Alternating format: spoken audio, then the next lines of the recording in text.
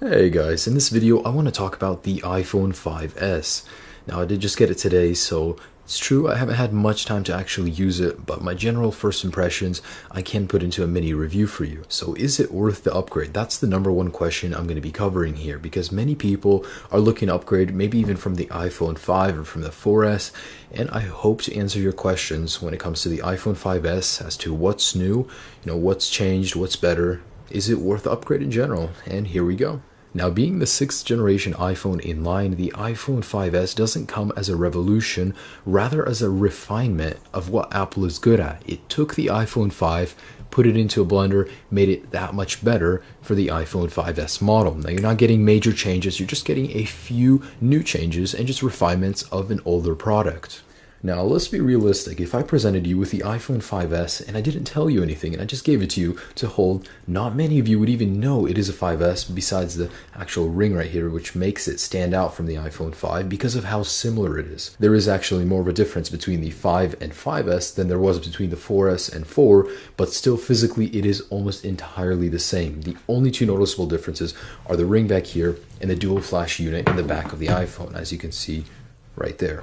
After using it for a few hours, not to discredit the iPhone 5S, but the iPhone 5 can do almost everything the iPhone 5S can do. However, the 5S does it that much better. It does have the new A7 chip, which means it's twice as fast processor-wise as the iPhone 5. So loading applications, going to camera and switching between modes is a lot snappier on the iPhone 5S, noticeably, than the iPhone 5. Now, there is this controversy that people say Apple slows down iPhones before releases to make you want to upgrade, and I don't know if that's true or not.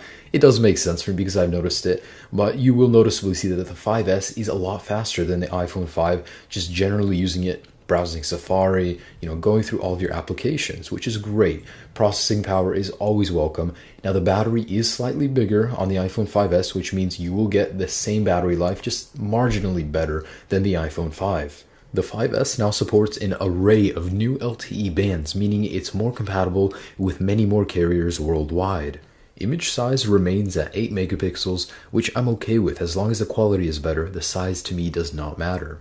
Speaking of image quality, when it comes to megapixels, that's not what matters. What the iPhone 5S manages to do is increase the aperture range to f2.2, while the iPhone 5 remains at 2.4 f-stops, meaning you get a more low-light friendly sensor, and it's 15% better at recording in the dark. And I have noticed a difference. Believe it or not, I thought the iPhone 5 was great, but the 5S is so much better when it comes to low light conditions and overall shooting. The dual flash unit is used to make images softer and more realistic color-wise when shooting in the night with a flash, because when you are shooting with one color on the iPhone 5, you don't get much control over the tint and the color. Now, when you do have two different shaded flash units, that's actually more manageable, which is great. Now, in the video application, you have an option for slow-mo, which shoots in 120 frames per second in 720p. A great addition, but I'm sure with a jailbreak, you can actually add it to the iPhone 5, no doubt. And also, the last major change is the new Touch ID sensor, which basically uses your fingerprint to unlock the iPhone, make decisions, and it's only stored on the A7 chip, or so Apple says. For now, no developers can make third-party applications using the sensor because of security concerns, which I'm totally for. It even comes cat-friendly. You can use your cat's paw to actually register as a Touch ID user on your 5S. Now, what's the verdict? The 5S is a very welcoming addition to the mobile industry. It brings a few new changes to the table versus the iPhone 5, but not enough to make me convince many iPhone 5 users that they need to upgrade. Now, if you have a 4S, it's a welcome change. Now, with the iPhone 5, physically, there's so little